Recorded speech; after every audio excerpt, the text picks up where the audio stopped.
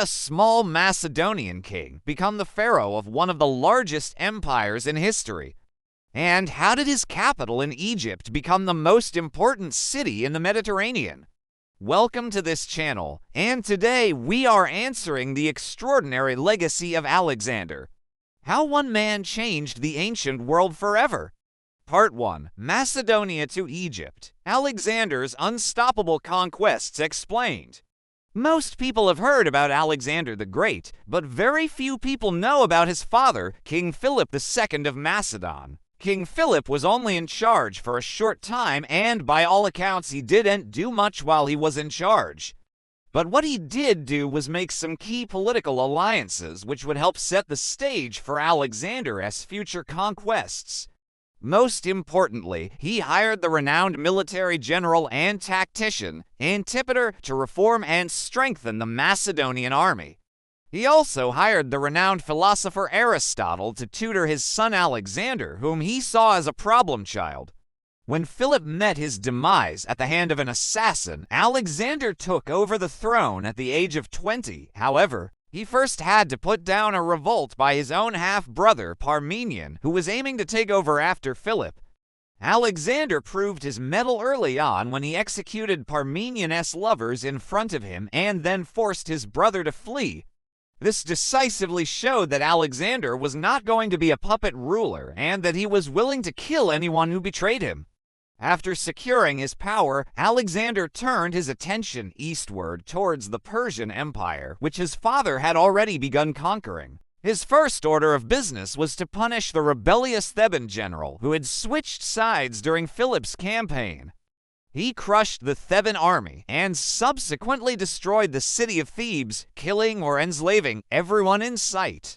He then marched east, defeating the Persians at the Battle of Granicus River and entering Asia Minor. At this point, Alexander's army was composed of elite Macedonian infantry known as the Companion Cavalry and allied Greek troops. These soldiers were well-trained and disciplined, following orders without question and fighting with the phalanx formation that was nearly impenetrable. Alexander's unstoppable momentum continued with victories at the battles of Issus and Gaugamela, where he defeated the Persian king Darius III. At this point, Alexander was close to seizing control of the entire Persian Empire. But administrative issues prevented him from doing so. First, the generals in his army wanted to go home, and second, there was no way he could govern such a large empire from Macedonia. Alexander decided to move his base of operations to Egypt. Darius tried to stop him by hiring assassins and inciting revolts wherever Alexander went, but nothing could stop him.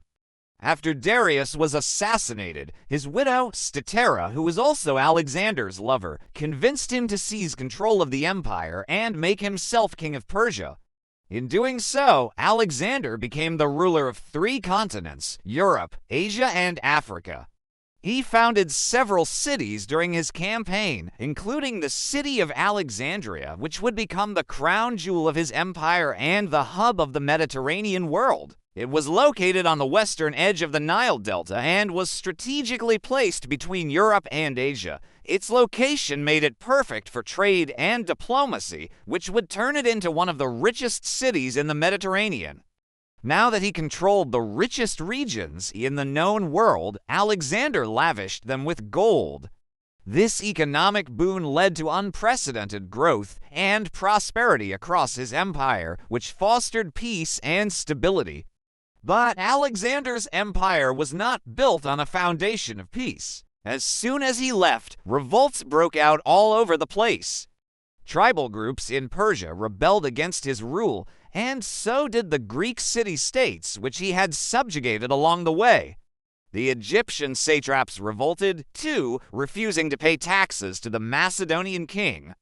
All of these rebellions drained his treasury. To make matters worse, his armies began to dwindle in numbers as more and more soldiers wanted to return home. With his vast empire being challenged on all sides, Alexander fell sick and died, possibly from malaria, leaving his empire up for grabs. Part 2. The Rise of Alexandria, a cultural bridge between East and West. After Alexander's death, his empire split into several pieces, which were ruled by his former generals known as the Diadochi. Egypt was ruled by one of Alexander's top generals, Ptolemy I, who used the wealth generated by Alexandria to build a navy that would rival that of the Achaemenid Empire. His fleet dominated the eastern Mediterranean, enabling him to trade with Arabia, India, and Africa. Under his successors, the city grew to include the royal quarter, the commercial district, and the main harbor. During this time, they built massive libraries, museums, temples, and public buildings, turning Alexandria into a center of scholarship, art, and culture.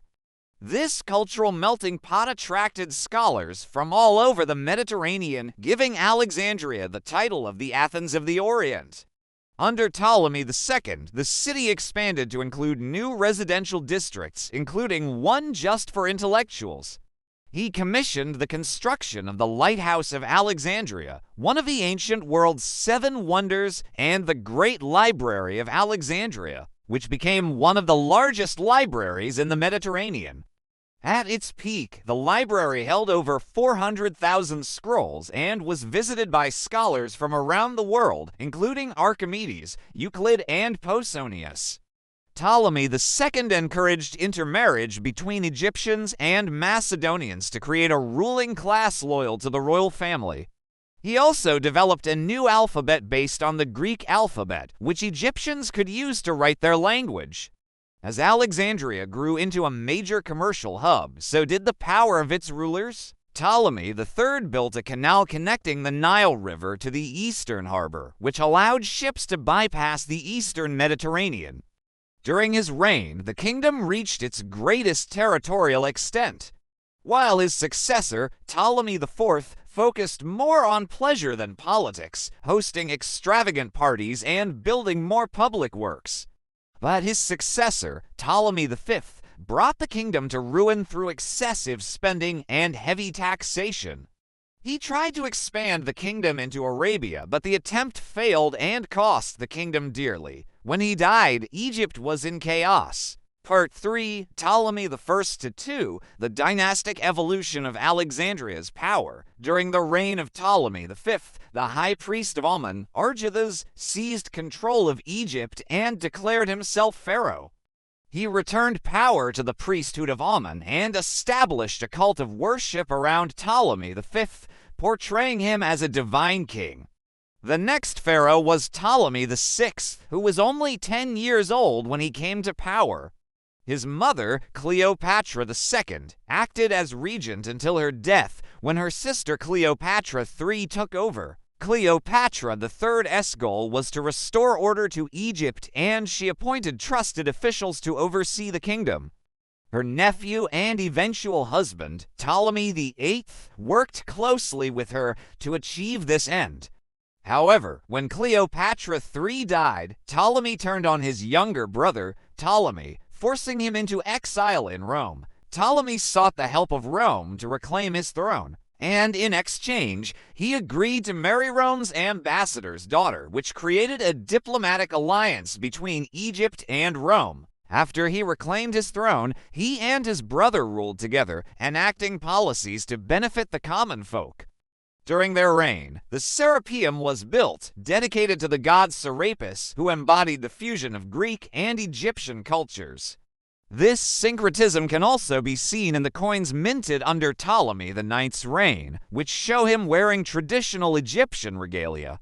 However, the good times didn't last long because Ptolemy X, who had just taken over, had a psychotic episode and murdered his counselors and courtiers. His behavior got progressively worse until he died and his sister, Cleopatra, took over. She immediately nullified her marriage with her brother and married her general, Ptolemy, ending the male line of Ptolemy. This caused a civil war in which Rome intervened and installed Cleopatra's young son, Ptolemy, on the throne. But before Caesar could leave, Cleopatra's other lover, Mark Antony, arrived with an army and seized control of the city.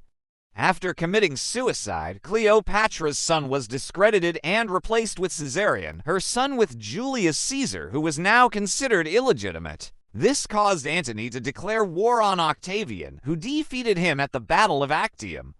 Following this defeat, Cleopatra committed suicide and Egypt became a province of Rome. So, what do you think? Did Alexander the Great lay the groundwork for Alexandria to become the capital of the Mediterranean? Or do you think it would have risen to prominence regardless? Let us know your thoughts in the comments below. Remember to subscribe if you haven't already, and thanks for watching.